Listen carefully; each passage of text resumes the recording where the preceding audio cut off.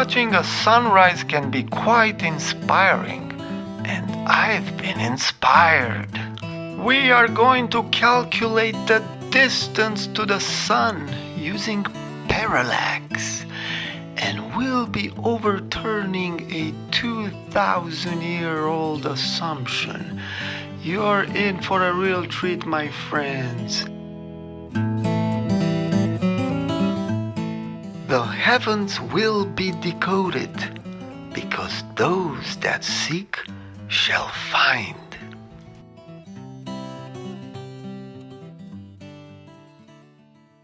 As you can see, the illumination is up, but the sun is down. You can tell the illumination is at 90 degrees, just about 90 degrees, but it doesn't connect with the sun, you know? So there's incredible light bending. The sun is not where it's supposed to be due to refraction, okay? It's much higher, but it has been brought down. This is the beginning of a new era. Truth will rise again. And it's going up like that. So that's where the sun is supposed to be, up there, not down there. Sun's supposed to be up there.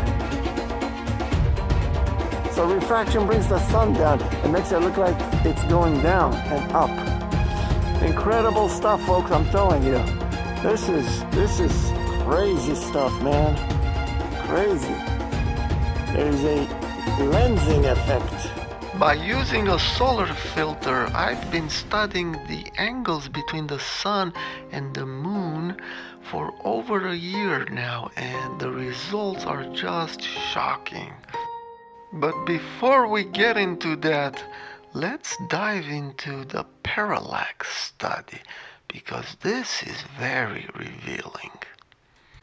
According to Wikipedia, parallax is a displacement or difference in the apparent position of an object when viewed along two different lines of sight. Very simple. As you can see in the animation, as you move left and right, objects in the scene change position relative to each other. Great article. You should browse it and read more about parallax used in astronomy, looking for stellar parallax, the challenges, the history, how they've tried to determine the distances in the solar system. Very, very interesting. But all throughout this article, you will see that they mention the stars.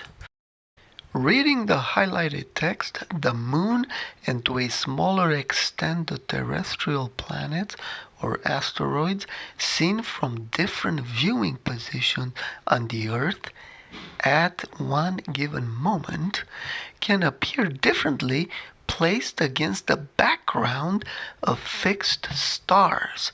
So there you have it, measured against the background stars. But what if I don't want to measure against the background stars? I don't know how far the stars are. Why speculate about things that we can't really touch when we have references of distance on the Earth? Yeah, so we'll be using distant mountains, and we'll simply be measuring the distance to the sun and the moon.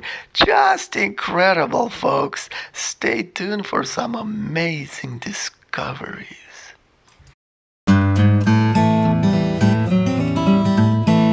Morning, got up really early. I'm doing stereo images. I got my camera. I got my other one on the tripod. And I'm using a remote so I can trigger it. We'll see how it works. Sun's getting too bright, so I'm getting nervous. I don't want to burn my cameras. The approach I took was very simple. Two cameras triggered at the same time. Obviously, I cannot be in two places at the same time. And so I had one hooked up to a wireless trigger so I could trigger it, and that way I could take two instantaneous photos of the sunrise and do calculations. Now, it didn't quite work as planned. The batteries in the transmitter or maybe the receiver were depleted and it appeared to be intermittent. It wasn't working at the distance that I wanted, so quite frustrating. Also, I realized that I needed better lenses to zoom in. So it was a learning experience. There's a lot to think when setting up such an experiment. For example, should I use a wide field of view? How wide? How narrow? Obviously, with the zoom lens, I can zoom in, but I'll have a narrower field of view. And that forces me to measure the sun at lower elevations, which is good because I am comparing it to features on the ground.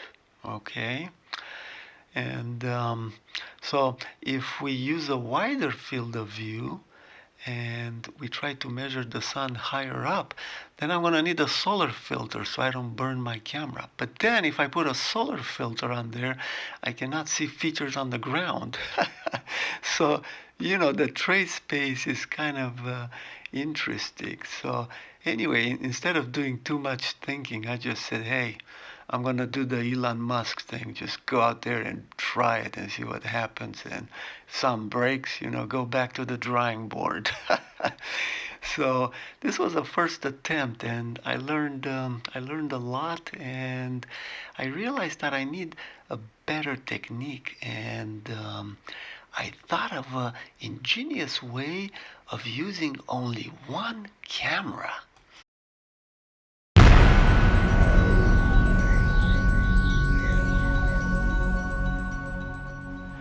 After the frustration of dealing with the transmitter and two cameras that weren't even identical, I was planning on scaling the images, etc. I realized it's too much work, too confusing, and I came up with a one camera solution. Just awesome. The technique is very simple. It involves taking 3 photos. So I start on the right at position 1, take a photo of the sunrise, making sure I could see the mountains in the distance clearly. Then I go to position 2, take a photo from there. Then I go back to position 1 and I take my third photo. And of course the sun is moving while it's rising. But because I have 2 photos at the right location, 1 and 3, I can interpolate the position of the sun because it's moving fairly constantly as it's rising. And thus I can bypass all the electronics and transmitters, and you don't really need 2 cameras with this technique. Very powerful and simple. Now here's the map for this experiment. The target is at 21.75 miles and it's a rock outcropping, and I use that in the images to align the images to that point. So that's what I call a pivot point, and it plays a crucial part in determining the angles and then the distances to the sun, as you'll see shortly. So I took 3 photos of the sunrise and aligned them to the front hills. And now when I toggle, notice those front hills to the left are stationary and everything else moves, including the sun.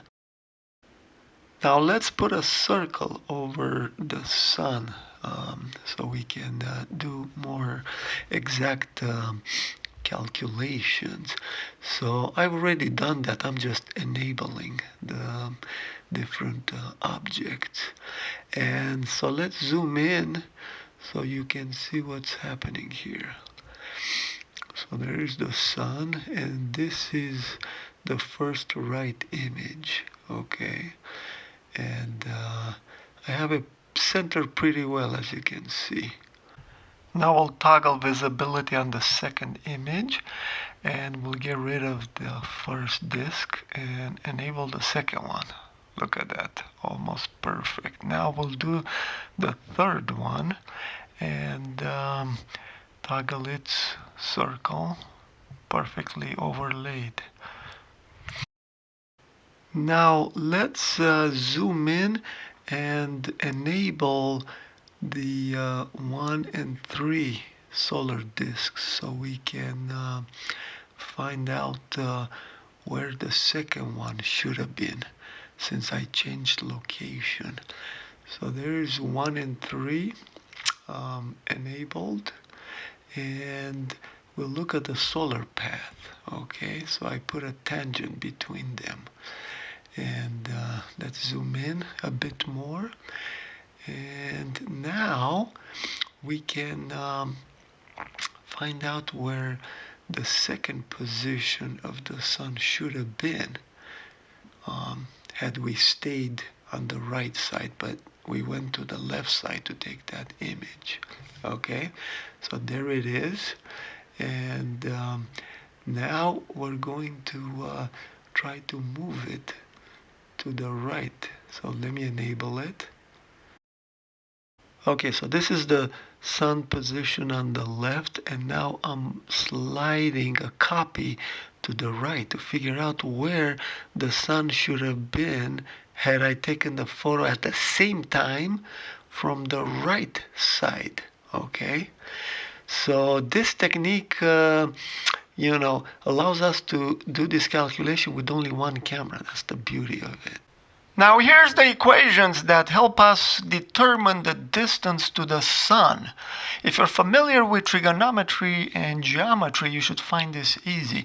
Basically, we've aligned the photos to the pivot, okay, at a known location. Okay, and then we see how much the sun is shifting, distance c. And based on that, we can determine a number of angles and solve some equations. And we derive our equation, d equals r, the distance to the pivot, times angle A over B in radians. We're using a small angle approximation there. If now we have to use sine of A over sine of B. Fairly simple and straightforward. Very elegant. Shockingly, the distance to the sun came out to 5,778 miles. Just incredible. I couldn't believe it. But once I started calculating the air bounds, my excitement vanished. If I'm off by just 1 pixel, it brings the distance down to 973 miles. 2 pixels, 523. I said, wow, this is crazy. Looking at the difference that 1 pixel makes in terms of degrees, it is 0.00086 degrees. And the difference between theta and alpha is 0.00018 degrees. It's a quarter of a pixel. This difference between theta and alpha is actually the difference from the calculated position to infinity. Wow, I said, this is a sub-pixel problem. I need a resolution that's better than 1/4 of a pixel. I need a better sensor. I need a longer focal length. That's when I realized that this is no easy matter. This is not a walk in the park. You really have to think about this. And of course, there's turbulence in the atmosphere, and I got really discouraged. I said, yeah, I'm gonna have to bring a high-powered telescope, but then I need to put a solar filter, but then I cannot see the ground features only right when the sun comes up, and certainly I cannot run and move this heavy thing to another location. So I said I need 2 telescopes, and that's when I got discouraged, and I said, wow, yeah, this is a hard problem. It's not that simple, but something told me, hey, you're on the right path. Keep going. You know what you need to do. So I thought, okay, the simplest thing I can do is increase the baseline. For the second experiment, things turned out much better. And the reason is I increased the baseline to 127.2 meters, and that made all the difference. That's my weapon, man. My weapon against reality. Love this camera.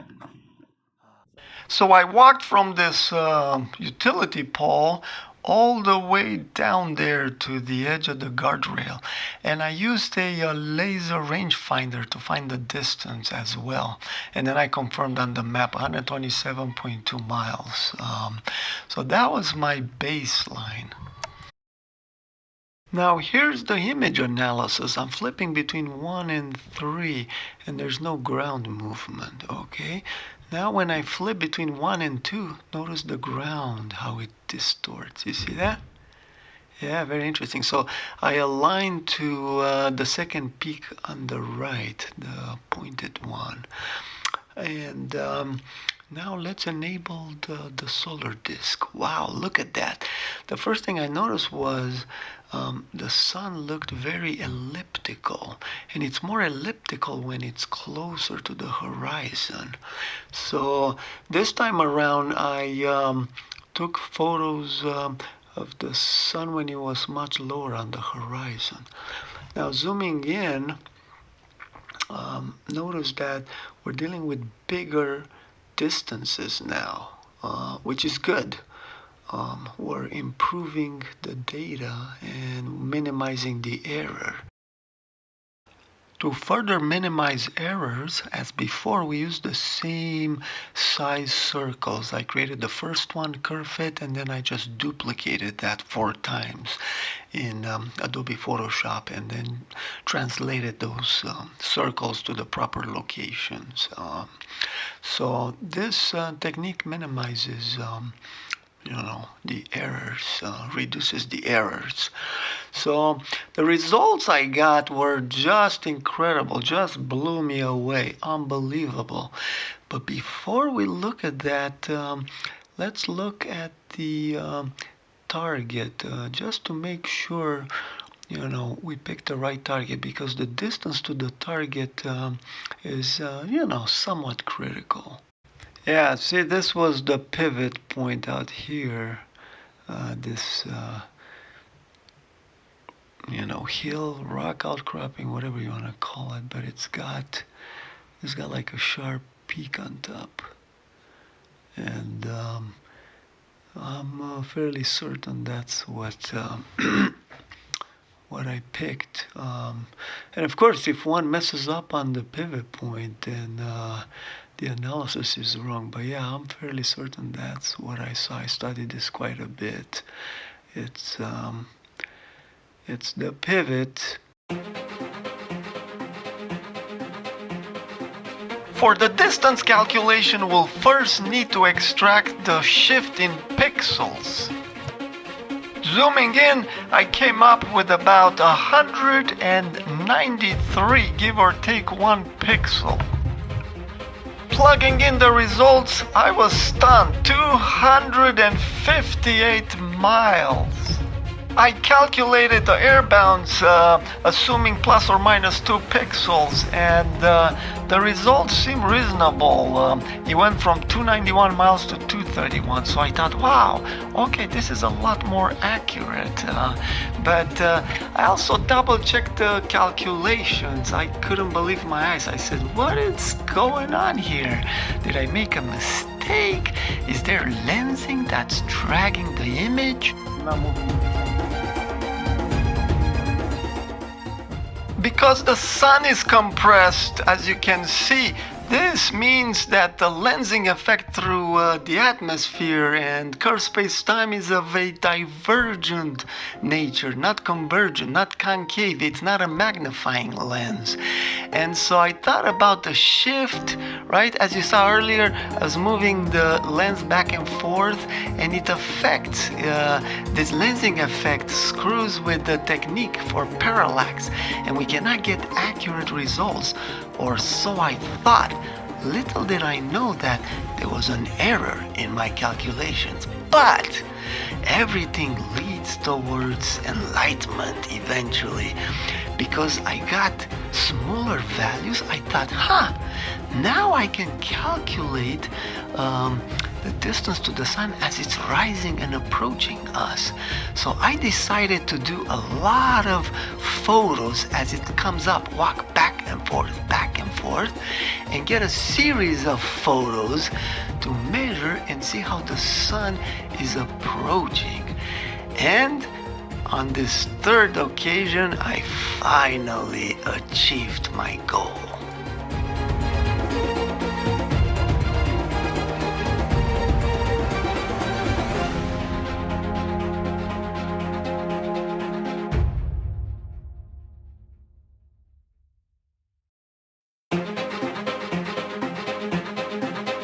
Walking back and forth, I took 10 photos of the rising sun. Then I interpolated the missing information from left to right or right to left. And I put all this data into a spreadsheet and began to analyze it.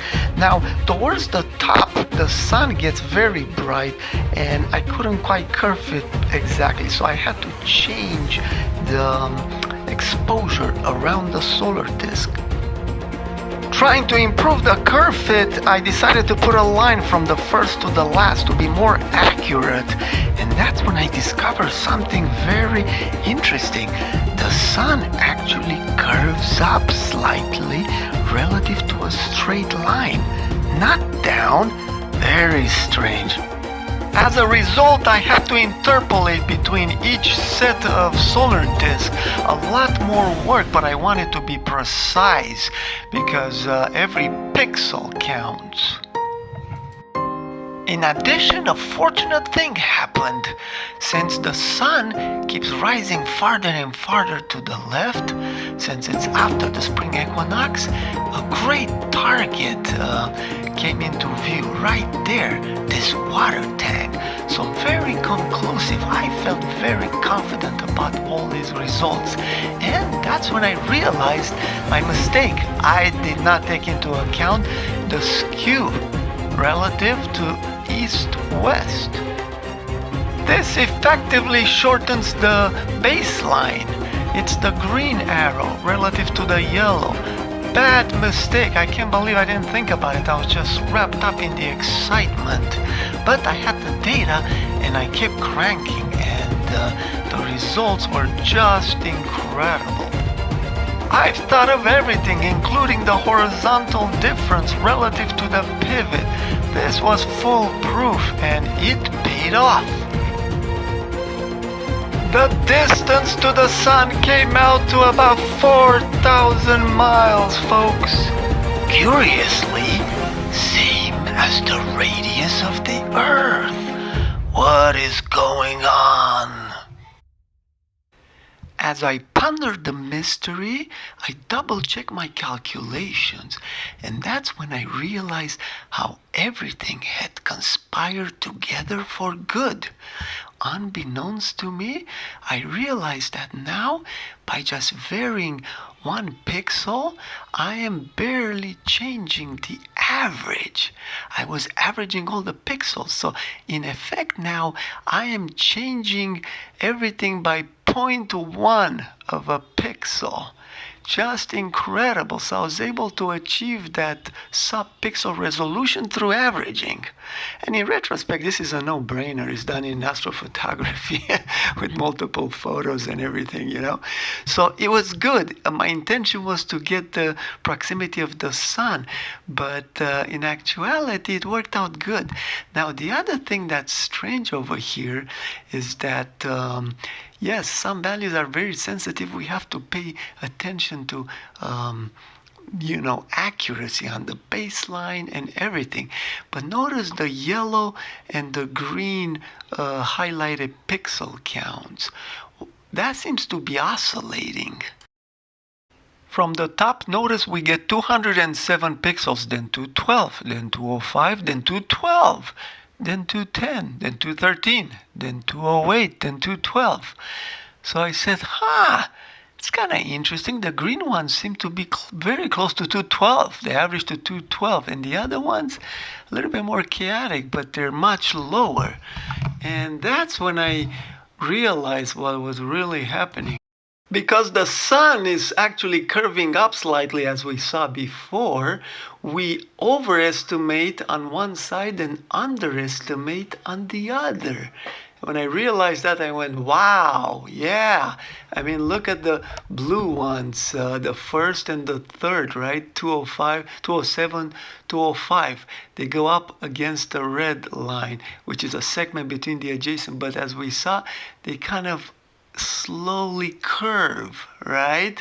It's a slow curve upwards and just a few pixels off, but it's critical. Here the blue lines are exaggerated. I just put those in there so we can see it at this scale. But just a slight curvature of the path of the sun as it obviously moves towards the right and up. It's not quite a straight line, and it's not curving down either. It's actually curving up slightly.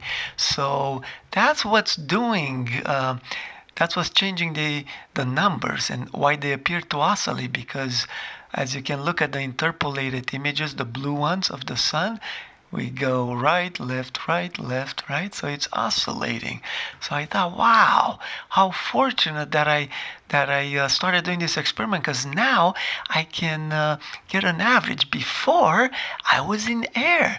I was biased to one side too much. When I did just three, photos, I went, wow. So this worked out for good.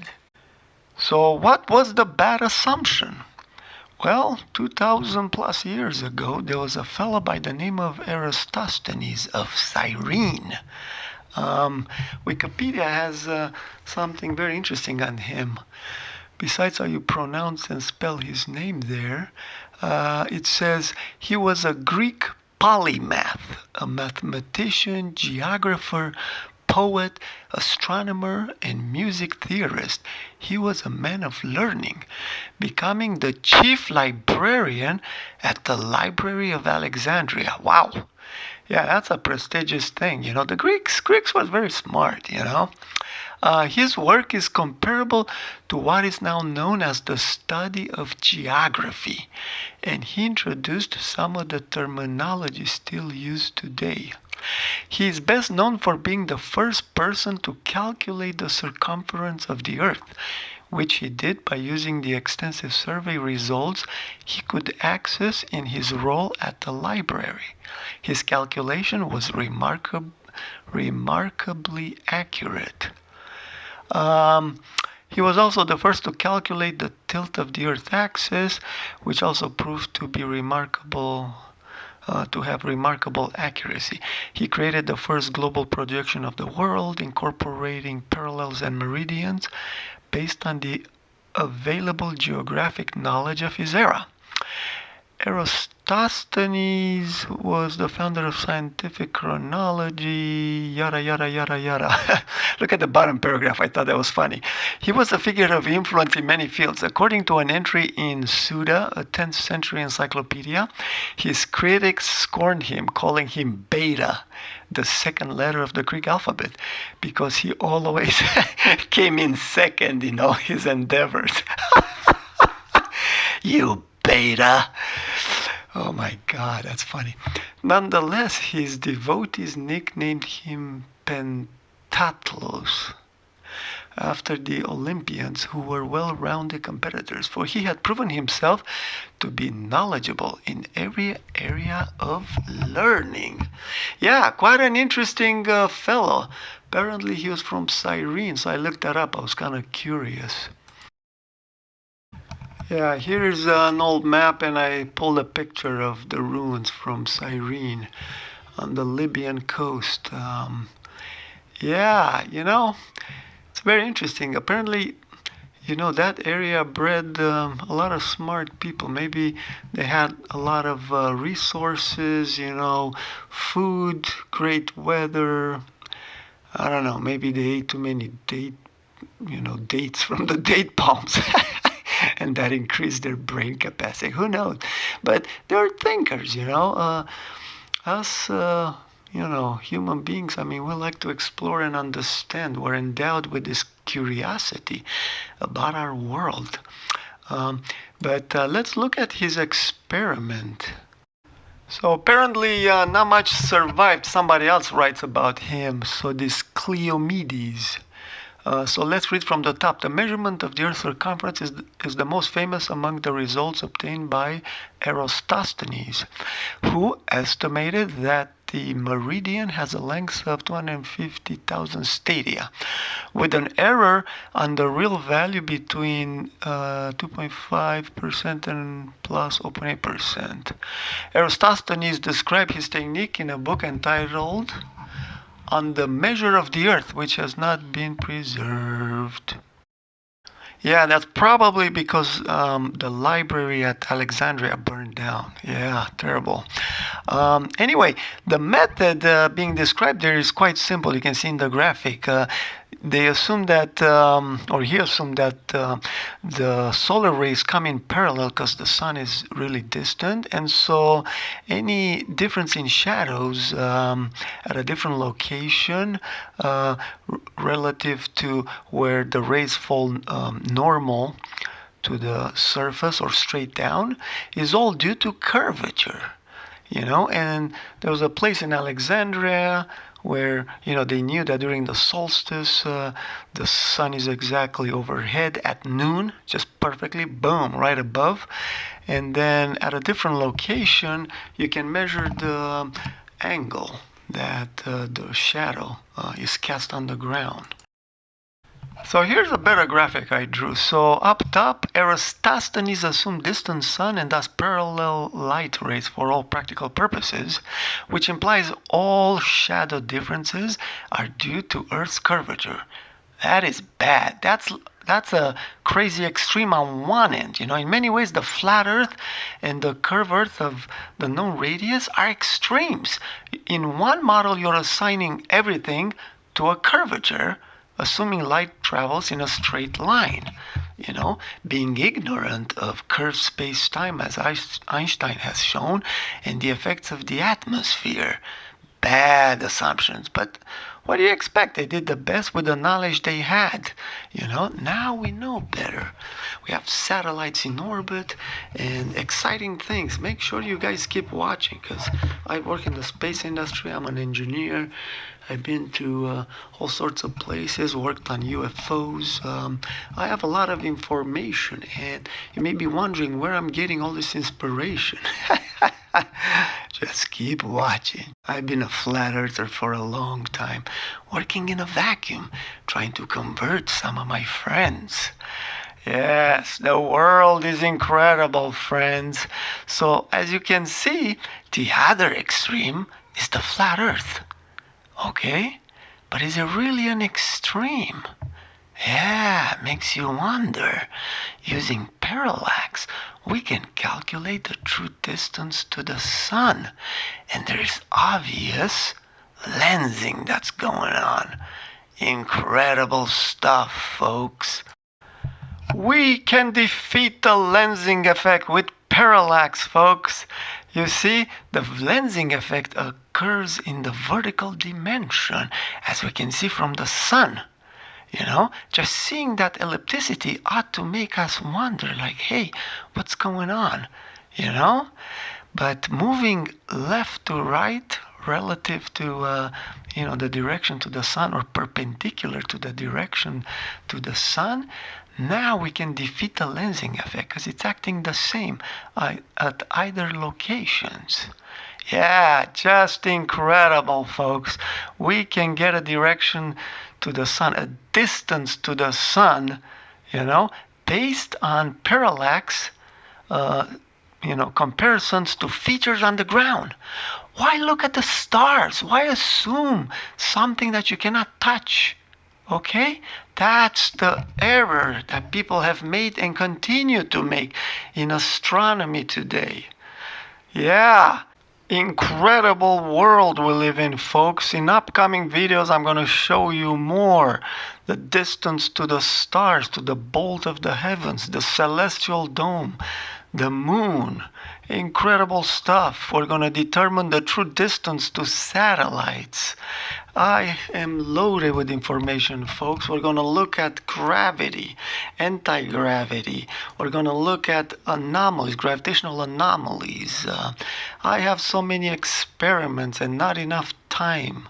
But I started wondering, Where exactly is the sun? And which model predicts its direction more accurately? Is it the flat Earth or the globe?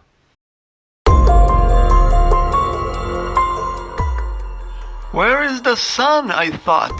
By looking at the time tag on the photos, I went to time and date and put those values in, and I got the location to the sun, somewhere in the Atlantic.